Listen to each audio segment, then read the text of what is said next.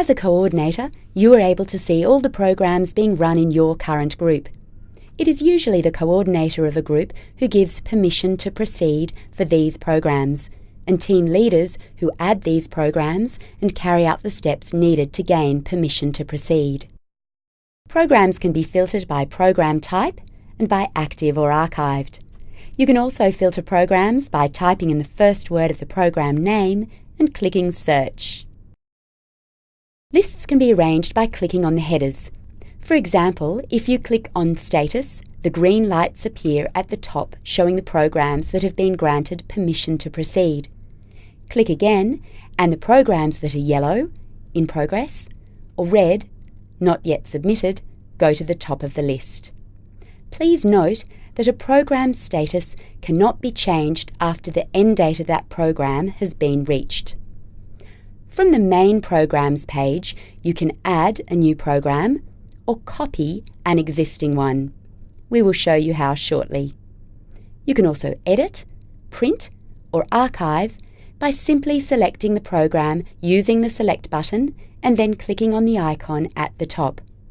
Of course, you can always go straight to the program by clicking on the name and back using Return to Program List. Now let's see how someone with team leader authority or above can add a new program before seeking permission to proceed. Please note that your current group, the one at the top of the screen, must be the one for which you are creating the program. To add a new program, just click the green Add button. This opens a new page with the program summary at the top and the safety plan details at the bottom. A red star indicates a mandatory field. To begin, select a team from the drop-down list and give the program a name, a location, and a start date and end date. At the bottom under Safety Plan, you can begin by filling out the mandatory fields. First, the main contact and phone number. Then, under Locations, the primary location name and the primary location address. Now you can save this new program by hitting the Save This Program Safety Plan button, located near the contact information and also at the bottom of the page. You will need to use this Save button each time you add or change anything in the safety plan. Copying an existing program is what is recommended when you want to seek permission to proceed for a new program that is similar to an old one. For example, if you wanted to run a father and son camp this year, similar to the one you successfully ran last year, all you need to do is click on the Select button next to the existing program and then click on the Copy icon. A new program page opens up with all the details of the copied program but without the dates. You will see that the program name defaults to Copy of Father and Son Camp. You can change this to something suitable like Father and Son Camp 2 and add the start date and the end date. Of course, you still need to check the other details to make sure they are correct or sufficient and make any changes that are necessary before requesting permission to proceed and saving the new program. Please note, copying a program does not copy any of the attached files. Now let us look at the musical spectacular and see the steps that may be taken by the team leader to gain permission to proceed from their coordinator. These steps are summarised at the top of the page for each program. Here we see that a team has been assigned, the musical team, with team leader Fred Bloggs. A safety plan has been created and 2 activities have been added.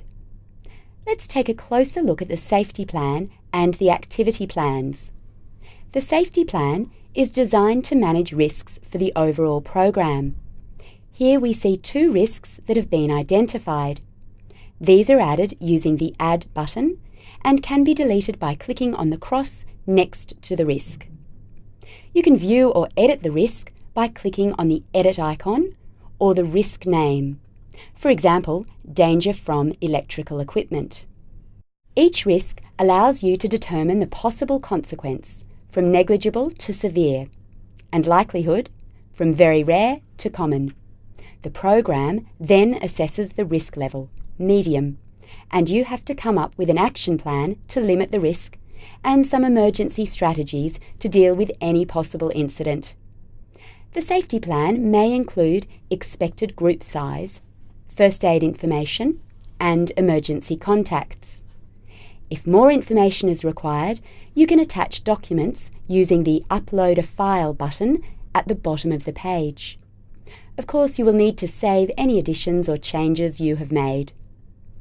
As well as the risks to the overall program, there may be separate activities that need to be risk managed. By selecting the Activities tab, you can add a new activity or copy an existing one from another program. Each activity can be deleted, edited, or printed using the action icons next to the activity name. Let us click on Dress Rehearsal. The activity details now open at the bottom of the page. As we scroll down, we see all the details, including the risk assessments for this activity. This works in the same way as the risks in the general safety plan that we referred to earlier. There are fields and checklists to help with a risk assessment, as well as the ability to upload a file should your organisation require more information.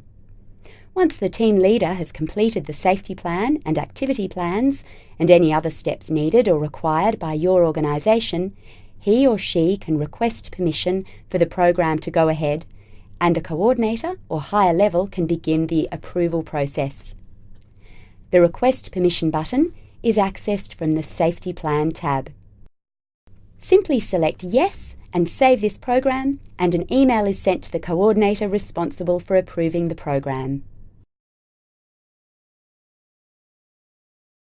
To understand the approval process, let us look at a program that has requested permission to proceed, Cool Kids Term 4. The permission status is yellow.